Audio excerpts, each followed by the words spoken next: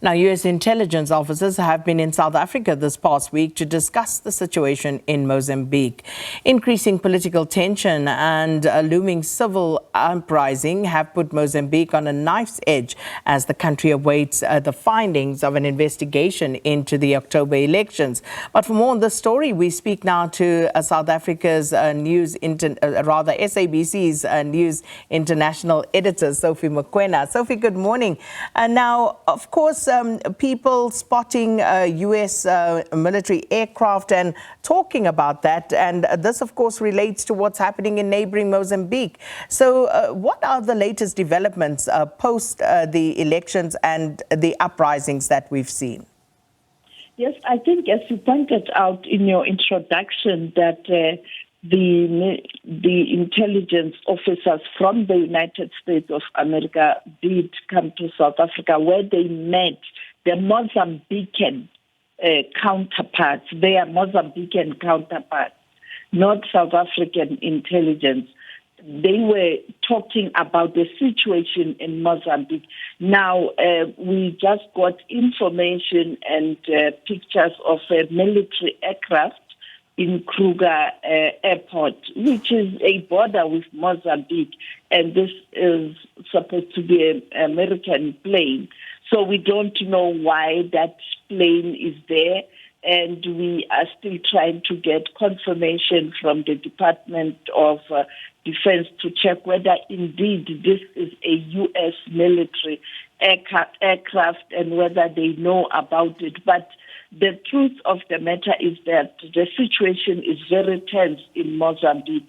And you know that, as you pointed out, next week the Constitutional Council has to ratify or issue a different directive in terms of the outcome of the elections in that country, because it doesn't end with the Electoral Commission only, the electoral process in Mozambique. So as that date is drawing nearer, you can see that tension is escalating. I was talking yesterday with one of the senior members of Mondlana's party, who was in KwaZulu-Natal, saying that he was going to observe the MK party rally and events as they celebrated 1 year. As you saw, that there were international guests, including ZAPU, some guests from the DRC, saying that they are watching the situation, and their leader, who is in exile in Europe, in Sweden particularly, he will issue a statement and directive. So that tension is escalating ahead of that announcement by the Constitutional Council. And just a quick one, Sophie, what is the U.S.'s interest in Mozambique?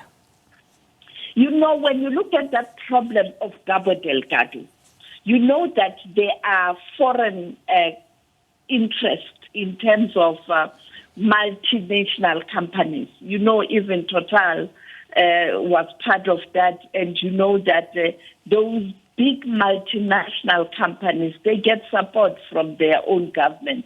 The issue of oil and gas in that region has led to the scramble for control or in making inroads in terms of the relationship with the government, or, you know, trying to get those resources there in that country, particularly after the Ukraine war, where there was a problem in terms of gas supply in Europe, and countries were looking for alternatives when they took a decision to impose sanctions on Russia.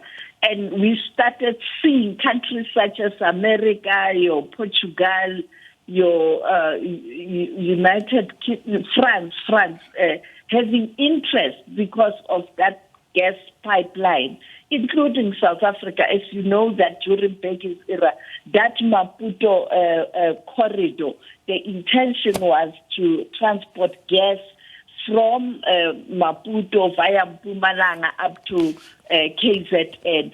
And therefore, there's a scramble for that resource, the gas availability in the Cabo Delgado. On the other hand, we have now the insurgents that are destabilizing that region.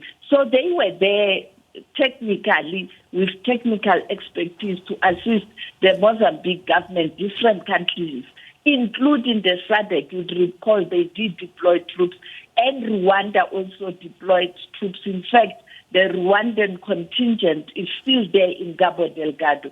So there's that whole security scenario there, and many countries assisting.